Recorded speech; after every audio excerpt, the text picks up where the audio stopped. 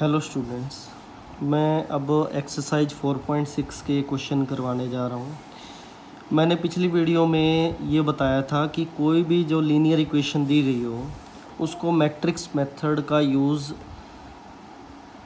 करने से पहले, ठीक है, उसको रिप्रेजेंट कैसे किया जाए और उनके मतलब पॉसिबिलिटीज़ क्या क्या हो सकती है, उन वेरिएबल्स की वैल्यूज़ की पॉसिबिलिटी क्या क्या हो सकती है। उसमें मैंने 3 पॉसिबिलिटीज़ बताई थी। एक पॉसिबिलिटी ये थी कि उसका यूनिक सोल्यूशन एग्जिस्ट करे, सेकंड पॉसिबिलिटी ये थी नो सोल्यूशन, थर्ड पॉसिबिलिटी ये थी इनफाइनाइट नंबर ऑफ सोल्यूशन। फिर उसके बाद वो जो सोल्यूशन होना या ना होना, वो उनको हमने एक नेम दिया था जिसको हम कहते थे कंसिस्टेंट एंड इनकंसिस्टेंट। कंसिस्टेंट होता था जिन इक्वेशंस के या तो यूनिक सोल्यूशन हो या फिर इनफाइनाइट नंबर ऑफ सोल्यूशन हो, ठीक है। कंसिस्टेंट वर्ड जो है, आप सिर्फ ये समझो कि सोल्यूशन होना, इसका मतलब कंसिस्टेंट होना, ठीक है। इनकंसिस्टेंट मीन्स नो सोल्यूशन, ठीक है। तो आज हम इस पे बेस्ड क्वेश्चन करते हैं। एक एक क्वेश्चन एक एक टाइप का मैं एक बार करवाता हूँ, ठीक है। उसके बाद हम वो भी पॉसिबिलिटी करेंगे जब infinite number of solution exist करते हैं, ठीक है। आपके एनसीईआरटी के मैथ में इनफाइनाइट नंबर ऑफ सॉल्यूशन के तो क्वेश्चन नहीं है, लेकिन मैं उसकी भी एक वीडियो स्पेशल आज ज़रूर बनाऊँगा, ठीक है, ताकि उसका भी, उस मेथड का भी आपको पता लग पाए कि किसी भी इक्वेशन के infinite number of solution exist कैसे करते हैं, ठीक है। मैं स्टार्टिंग करता हूँ कि एक्सरसाइज 4.1 का जो फर्स्ट क्वेश्चन है उससे, ठीक है। 4.1 का फर्स्ट क्वेश्चन ये वाला है।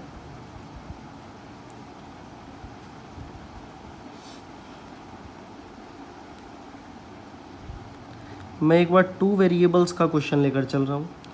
2 वेरिएबल का अगर समझ आएगा तो 3 वेरिएबल को समझने में आसानी हो जाएगी, ठीक है।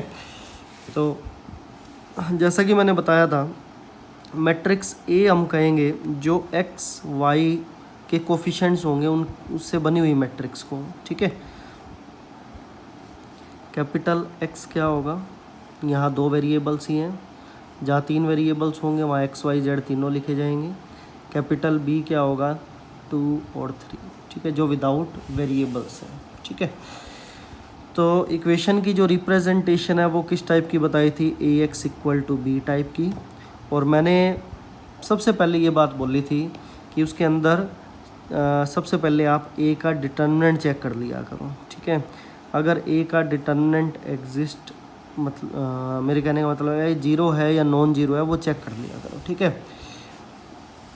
जो 1 से 6 तक क्वेश्चन है ना एक्सरसाइज के, सिर्फ हमें इसके अंदर ये बताना है कि उसका सिस्टम ऑफ इक्वेशन का सल्यूशन है भी या नहीं, सिर्फ इतना हमें बताना है, ठीक है। तो अगर देखो डिटर्मिनेंट अगर इसका फाइंड करें तो वैल्यू ये आती है 3 - 4 which is equal to -1 which is non zero. तो मैंने, ध्यान होगा, पॉसिबिलिटी क्या बताई थी कि अगर determinant of a non zero हो देन हम ये कहेंगे the system of equations have unique solution, ठीक है।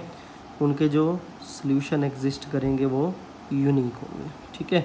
1 से 6 तक क्वेश्चन के अंदर सिर्फ और सिर्फ हमें यही बात बतानी है कि उनका सॉल्यूशन एग्जिस्ट करेगा या नहीं करेगा, ठीक है। तो फर्स्ट क्वेश्चन एक्सरसाइज का वो यहीं तक है, ठीक है। उसके बाद सेकंड क्वेश्चन भी अगर ध्यान से देखें तो ये भी यूनिक सॉल्यूशन का ही है। मैं एक बार थर्ड क्वेश्चन आपको बताता हूँ। जो डिफरेंट टाइप के क्वेश्चंस हैं उनकी पॉसिबिलिटी बता रहा हूँ मैं, ठीक है। तो x + 3y is equal to 5, 2x + 6y is equal to 8। देखो 2 वेरिएबल्स के सॉल्यूशन एग्जिस्ट कर रहे हैं या नहीं कर रहे, यूनिक है, इनफाइनाइट है या फिर नो सॉल्यूशन है। ये आपने 2 वेरिएबल्स में तो 10th क्लास में भी पढ़े हुए हैं। उसमें ध्यान होगा, आप ऐसे करते थे a1/a2, b1/b2 और c1/c2 का रेशियो निकालते थे, ठीक है। उसमें ऐसा होता था कि अगर a1/a2 not equal to b1/b2 हो तो हम ये कहते थे कि इसके यूनिक सॉल्यूशन एग्जिस्ट करेगा। ठीक है, अगर A1/A2 इक्वल टू B1/B2 होता था और C1/C2 भी इक्वल हो जाता था तो हम कहते थे इन्फानाइट नंबर ऑफ सॉल्यूशंस होंगे। अगर A1/A2 B1/B2 तो इक्वल होते थे बट C1/C2 इक्वल ना हो तो उस टाइम पे नो सॉल्यूशन एग्जिस्ट करता था। ठीक है, तो वो था 2 वेरिएबल्स के लिए। अब जो अगर मान लो 2 वेरिएबल्स से बात आगे आ जाए, 3 वेरिएबल्स पे आ जाए, तो उस टाइम पे हम इस टाइप के मेथड का भी यूज़ कर सकते हैं, यूज़ इन्हीं मेथड का करेंगे। ठीक है, तो ये जो 2 वेरिएबल्स हैं इनको आप इजीली वैसे उस मेथड से भी चेक कर सकते हैं, लेकिन जब बोला जाए by using inverse of A matrix तो हमें वो मेथड यूज़ नहीं करना, हमें मैट्रिक्स मेथड ही यूज़ करना है फिर। ठीक है, तो इसके अंदर मैट्रिक्स ए क्या बनेगी,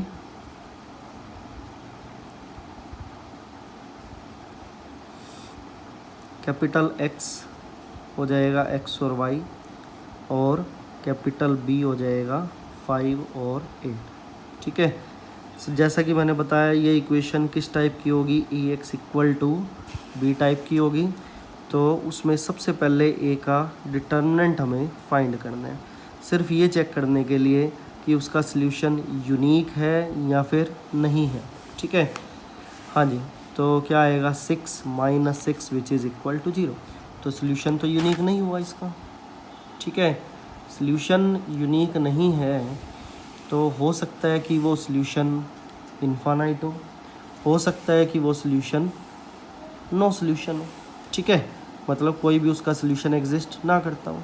वो हमें पता कैसे लगेगा, पिछले लेक्चर में मैंने उसके लिए आपको ये बताया था कि अगर डिटर्मिनेंट ऑफ ए, पिछले ही लेक्चर में मैंने बताया था, ध्यान होगा यहाँ लिखा हुआ है मैंने, अगर डिटर्मिनेंट ऑफ ए 0 है तो उस टाइम पे 2 पॉसिबिलिटी है।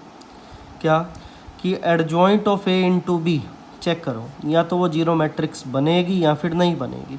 ठीक है, अगर 0 मैट्रिक्स बनी तो इन्फानाइट नंबर ऑफ सॉल्यूशन, नहीं बनी तो नो सॉल्यूशन। ठीक है, तो क्या करें, इसको चेक कर लेते हैं, एडजॉइंट ऑफ ए इनटू में बी को चेक कर लेंगे 0 बनेगी या नहीं बनेगी। ठीक है, तो एडजॉइंट ऑफ ए फाइंड कर लेते हैं। एडजॉइंट ऑफ ए के लिए मैंने बताया था कोफैक्टर फाइंड करने पड़ते हैं। ठीक है, तो मैट्रिक्स ए जो गिवन है उसके सबसे पहले हम कोफैक्टर्स फाइंड कर लेते हैं। ठीक है, A11 कैसे करें, A11 में क्या था, इस एलिमेंट के कोरस्पॉन्डिंग रो कोरस्पॉन्डिंग कॉलम को छोड़ दो, एलिमेंट क्या बचेगा 6। फिर A12 का कोरस्पॉन्डिंग रो कोरस्पॉन्डिंग कॉलम छोड़ दिया तो वैल्यू ये रह गई। ठीक है, ध्यान होगा मैंने -1 की पावर भी बताई थी। ठीक है, तो यहाँ करोगे -1 की पावर 1 + 1 करोगे -1 की पावर 2 विच इज़ +1, तो वैल्यू 6 ही आ जाएगी। ठीक है, यहाँ हो जाएगा -1 की पावर 1 + 2 इंटू में 2। ठीक है, तो -1 की पावर 3 विच इज़ माइनस, तो वैल्यू -2 आ गई। ठीक है, A13 मैंने क्या बताया था, -1 raise to the power 1 + 3 A13 नहीं आएगा यहाँ, क्योंकि 2 × 2 की मैट्रिक्स है, तो A21 पे जाएंगे हम। ठीक है, यहाँ गलती हुई छोटी सी, तो A21 पे जाएंगे। A21 ये एलिमेंट है, तो उसके कोरस्पॉन्डिंग कॉलम और कोरस्पॉन्डिंग रो को छोड़ा तो ये रह गया 3। ठीक है, तो इनटू में आ जाएगा 3, तो वैल्यू आ जाएगी -3। ठीक है, इसी तरीके से A22 को चेक करेंगे, -1 raise to the power 2 + 2 into में A22 एलिमेंट ये है, इसका कोरस्पॉन्डिंग रो और कॉलम छोड़ें तो 1 रह गया। ठीक है, तो वैल्यू क्या आ गई 1। ठीक है, तो इसको हम मैट्रिक्स की फॉर्म में लिख लेते हैं। लो, तो एडजॉइंट ऑफ ए हमारे पास क्या बना, एडजॉइंट ऑफ ए हमारे पास बना है 6 - 2 -3 और 1। ध्यान होगा उसके बाद इसका ट्रांसपोज करते थे, तो एडजॉइंट ऑफ ए हमारे पास क्या आ गया, 6 -2 -3 और 1। ठीक है, तो एडजॉइंट ऑफ ए को इनटू बी करेंगे,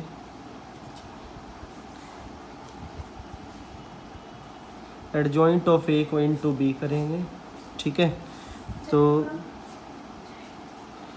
तो वैल्यू क्या आएगी, 6 -3, ये तो है एडजॉइंट ऑफ ए, इनटू में बी क्या हो जाएगा, बी क्या है 2 और 3, नहीं बी था हमारे पास 5 और 8।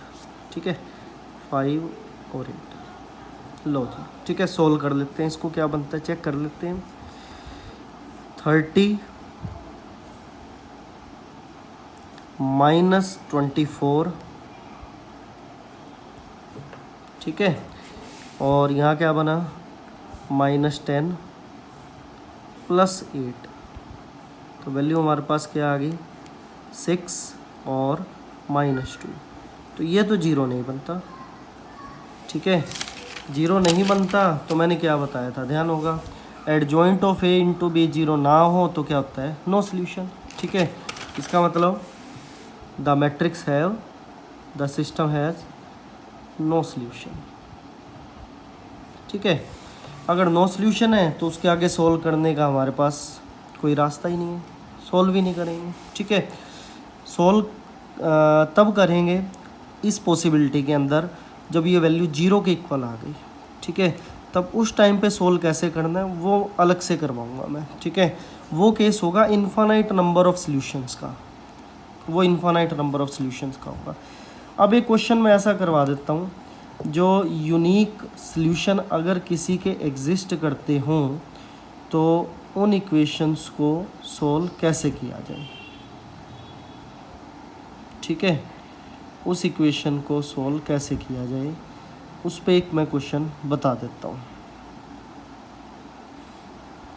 लो जी, मैं एक कोई भी रैंडमली क्वेश्चन मैं लेकर चल रहा हूँ।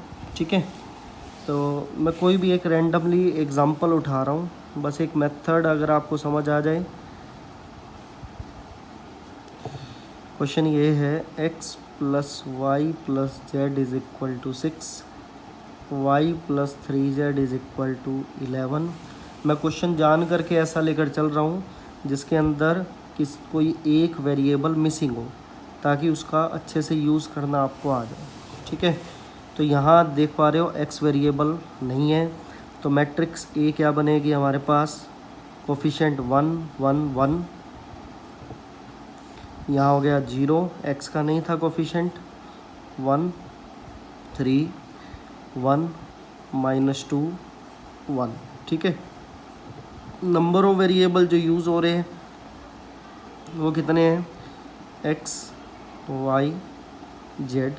ठीक है, 3 वेरिएबल्स थे, और कैपिटल B क्या है, 6 11 0। ठीक है, तो सबसे पहले हम क्या करें, जो मैट्रिक्स है किस फॉर्म में लिखी जाएगी, AX = B टाइप से। ठीक है, तो उसका डिटर्मिनेंट A का हम फाइंड कर लेते हैं। A का डिटर्मिनेंट अगर नॉन जीरो हुआ तो ऑब्वियस सी बात है कि उसका यूनिक सॉल्यूशन एग्जिस्ट करेगा। ठीक है, तो लो जी, इसको डिटर्मिनेंट को सोल्व कर लेते हैं। 1 इंटू में 1 + 6 -1, सभी को डिटर्मिनेंट फाइंड करना आ चुका होगा, तो चाहे मैं डायरेक्ट करवाऊँ, मेरा मानना ये है कि आपको समझ आ रहा होगा। ठीक है, तो 0 -1 वैल्यू को सोल्व करोगे, वैल्यू 9 आएगी which is non zero. So determinant of A not equal to 0, तो क्या कहेंगे, द सिस्टम ऑफ इक्वेशंस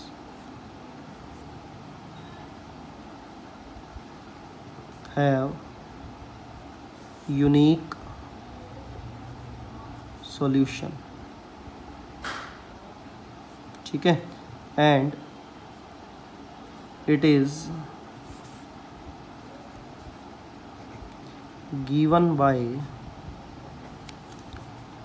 यहाँ से पता लगेगा, x = A 1B। ठीक है।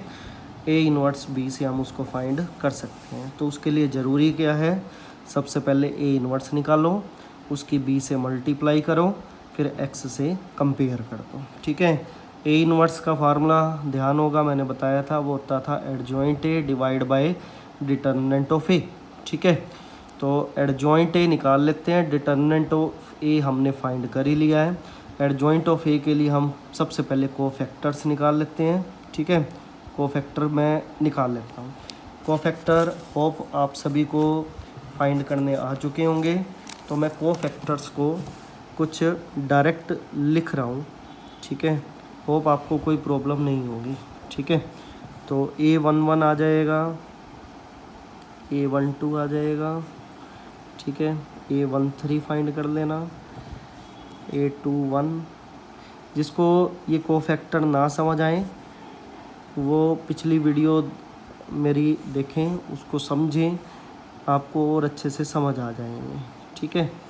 कोफैक्टर सारे अच्छे ढंग से समझ आ जाएंगे। ठीक है।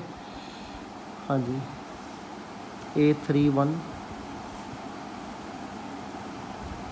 A32 और A33,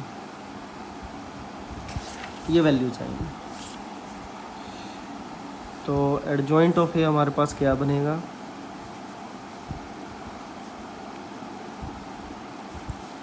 7 3 -1 -3 0 3 2 -3 1। ठीक है। उसका हमने क्या करना था फिर, ट्रांसपोज। ठीक है। ट्रांसपोज कर देंगे। ट्रांसपोज करने के बाद जो एडजॉइंट बनेगा वो क्या बनेगा, एडजॉइंट ऑफ ये बनेगा 7 3 -1 -3 0 3 2 -3 1। ठीक है। तो ए इनवर्स हमारे पास क्या आया, ए इनवर्स होता था adjoint of A divide by determinant of A. Determinant of A अभी मैंने फाइंड किया, आपको ध्यान होगा डिटर्मिनेंट ऑफ ए हमारे पास कितना था, 9। ठीक है। इस 9 को डिटर्मिनेंट ऑफ ए की वैल्यू को पुट कर देते हैं, एडजॉइंट ऑफ ए हमने फाइंड किया अभी। ठीक है। तो ए इनवर्स हमें क्या मिला, 1/9 7 -3 2 3 0 -3 -1 3 1। ठीक है।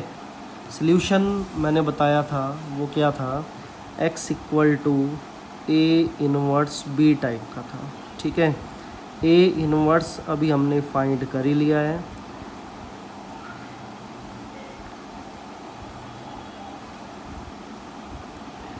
ठीक है।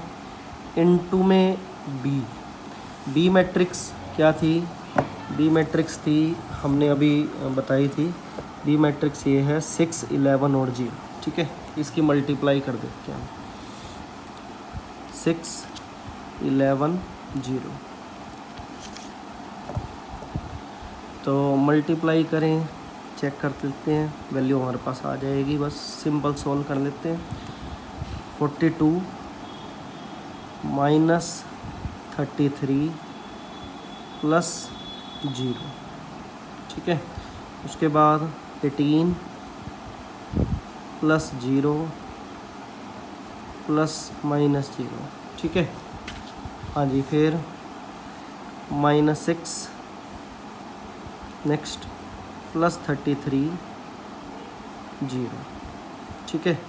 तो वैल्यू हमारे पास क्या आ गई, कैपिटल एक्स क्या था हमारे पास, x y z। ठीक है। x y z which is equal to क्या आ गया, 1/9 ऑफ 9 18 27। ठीक है। तो क्या वैल्यू बनी, 9 से अंदर डिवाइड कर दें तो ये बन गया 1 2 3। कंपेयर करें तो स्मॉल x की वैल्यू आ गई 1, स्मॉल y की वैल्यू आ गई 2 और स्मॉल z की वैल्यू आ गई 3।